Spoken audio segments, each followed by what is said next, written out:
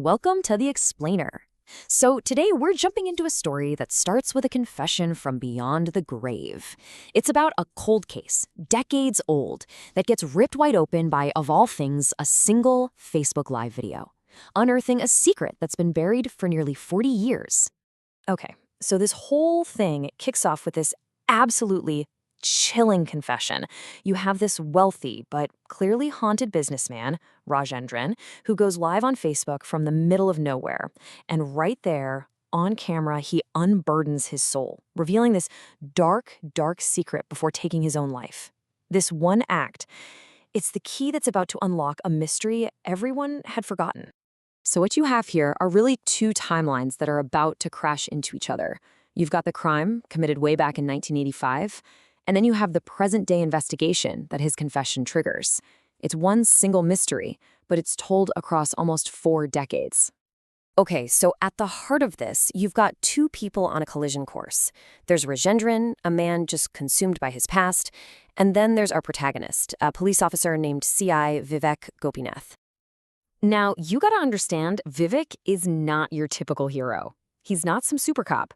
In fact, he's a flawed officer, publicly shamed in the news for online gambling and basically exiled to this quiet, dead-end post. It's supposed to be a punishment, a career ender.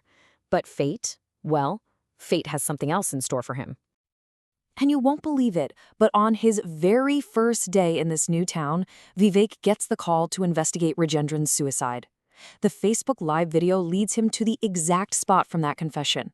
And what he's about to find there is going to change absolutely everything.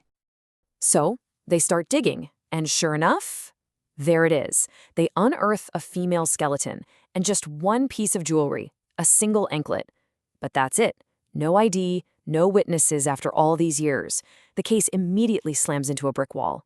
It's a ghost story, but the ghost doesn't even have a name. At the same time, we get introduced to this guy, Vakachun, who now goes by Vincent. He's one of the names from the confession, but now he's this huge, powerful tycoon. And when the police show up to question him, he's just calm, cool, completely unfazed. He's a man who has literally buried his past under a mountain of money and influence. Vivek, though, he's just not the kind of guy to let this go.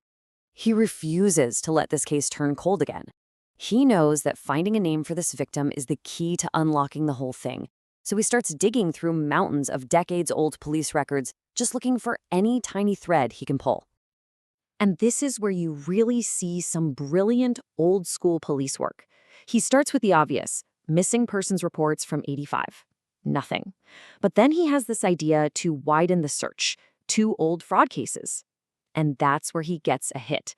He finds a complaint filed against a vanished junior artist. And just like that, the victim finally has a name, Rekha. And boom, the second her name is in the file, everything changes. This isn't a quiet, forgotten mystery anymore. It instantly becomes a very dangerous, very active conspiracy. So you can see the battle lines being drawn, right? On one side, you've got CI Vivek, who's fighting to uncover the truth and basically give this forgotten woman her name back.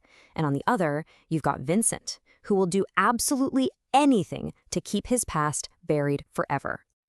And let me tell you, Vincent is not messing around. He's not just hiding, he's actively trying to obliterate the investigation. He murders the key witness who identified Rekha. He uses his political connections to get Vivek thrown off the case. He has a new team sent in to literally erase the evidence. He even murders 2 other guys who are blackmailing Rajendran. This man is absolutely ruthless.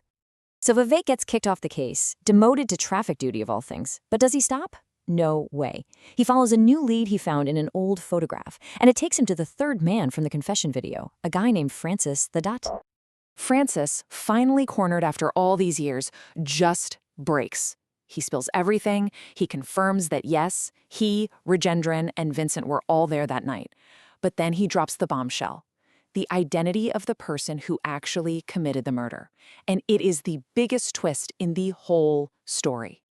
And how does Vivek reveal that he knows the truth? Oh, it's just genius and so chilling. He sends a bouquet of flowers to Vincent's sick wife, Alice. The card just reads, "Get well soon, Pushpam."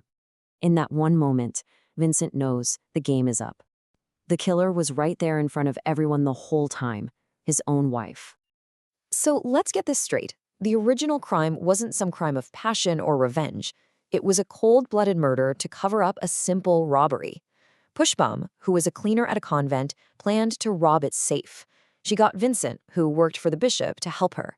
And to create a scapegoat, she murdered Rekha, an artist who was staying there, to frame her for the theft. The other guys, they just helped bury the body for a cut of the cash. And just like that, with the full, ugly truth finally out in the open, this decades-long web of lies, deceit, and murder just completely collapses. What happens next is, well, it's just devastating and swift. Their own son confronts them with the truth, and Vincent realizes it's all over. In one last, desperate, dark act, he kills his wife, Pushbum, to spare her from facing justice, right before he's arrested himself. You know, in the end, the true resolution here isn't about punishing the criminals. It's about giving dignity back to the victim. After nearly 40 years in an unmarked grave, Rekha's remains are finally given a proper burial, attended by the small group of people who actually fought for her memory. But Vivek does one last thing, and it's this final act that really hits you. He learns that Rekha, who was an aspiring actress, was a massive fan of the actor Mammootty. She'd written to him all the time, always dreaming she would one day get an autographed picture back. Vivek actually manages to get that autograph. He delivers it to Rekha's sister. It's such a small gesture, right? But it provides this powerful, emotional closure. It's not just about solving the murder. It's about honoring the life that was lost and the simple dreams that were stolen right along with it. And that's where the story leaves us, with this final, haunting image. A young, hopeful Rekha, on the cusp of her big break, seeing a casting call for her dream role. And it really makes you wonder, doesn't it? How many other stories, how many other dreams just like hers are out there, frozen in time, just waiting for a voice?